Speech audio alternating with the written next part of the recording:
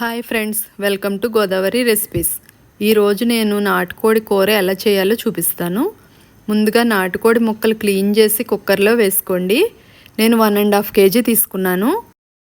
అందులో అల్లం వెల్లుల్లి పేస్ట్ 1 స్పూను, 2 స్పూన్లు కారం, కొంచెం పసుపు, 1 spoon garam masala powder, 1 spoon ధనియా పౌడర్, కొద్దిగా ఆయిల్, కొంచెం ఉప్పు వేసుకుని కలుపుకోండి.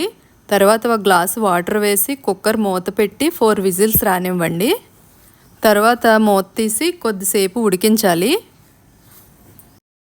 ఇలా చేసుకుంటే కూర చాలా టేస్టీగా వస్తుంది. కొద్దిగా వాటర్ ఉన్నా పర్వాలేదు, ఉడికించి పక్కన పెట్టుకోండి. తర్వాత పొయ్యి మీద పెట్టుకోండి.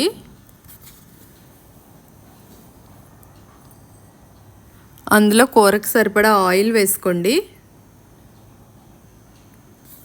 కొద్దిగా జీలకర్ర, ఉల్లిపాయ ముక్కలు, పచ్చిమిర్చి, కరివేపాకు వేసి అందులో అల్లం వెల్లుల్లి పేస్ట్ 1 స్పూన్ వేయండి. ముందు 1 స్పూన్ వేసుకున్నాం కదా, ఇప్పుడు ఇంకో స్పూన్ అల్లం వెల్లుల్లి పేస్ట్ వేయండి. వేసి బాగా కలుపుకోండి. కొద్దిగా వేగాలి అల్లం వెల్లుల్లి పేస్ట్.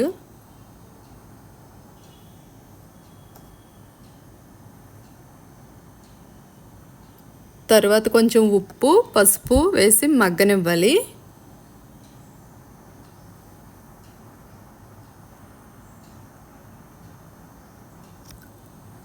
అందులో కొంచెం ఉప్పు వేయండి, కొద్దిగా పసుపు కూడా వేసి కలుపుకోండి.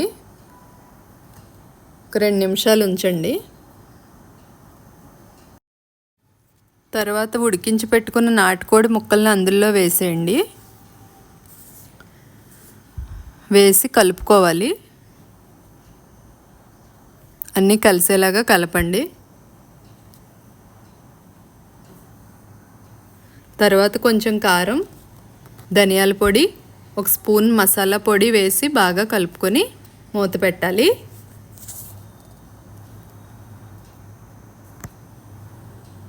మసాలాలన్నీ పట్టే వరకు కలుపుకోండి. 2 నిమిషాలు మూత పెట్టండి.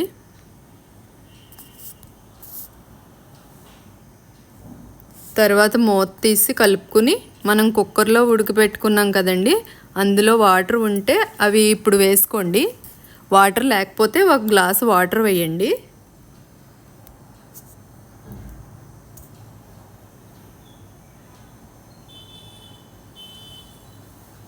ఒక గ్లాసు వాటర్ వేసుకుని కలుపుకుని మూత పెట్టుకోండి. ఎక్కువసేపు ఉడకనవసరం లేదండి, ముందు ఉడికిపోయింది కదా కుక్కర్లో, కొంచెం ఉడికితే సరిపోతుంది. ఆ వాటర్ అంతా అయ్యే వరకు ఉడికించుకుంటే చాలు. చాలా టేస్టీగా ఉంటుందండి రైస్లోకి. ఈసారి మీరు నాటుకోడి కూర వండేటప్పుడు ఇలా ట్రై చేసి చూడండి, చాలా టేస్టీగా ఉంటుంది. వాటర్ అంతా ఇంకిపోయిన తర్వాత ఒక చెక్క నిమ్మరసం పిండండి. పులుపు చాలా బాగుంటుంది. లాస్ట్లో పిండితే ముక్కలకు బాగా పడుతుంది.